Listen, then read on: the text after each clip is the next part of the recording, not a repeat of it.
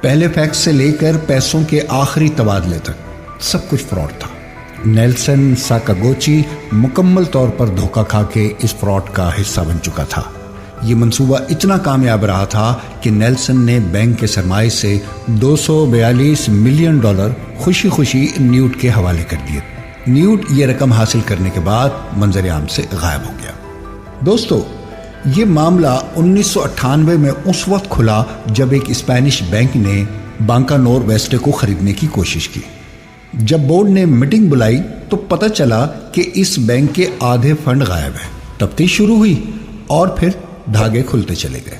Bank کا نصف سے زیادہ سرمایہ وہاں تھا ہی نہیں جہاں اسے ہونا چاہیے تھا۔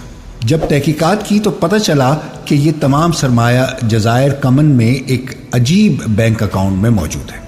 یہ ایک بہت بڑی رقم تھی اور ساکاگوچی کے پاس بورڈ کے کسی ممبر کو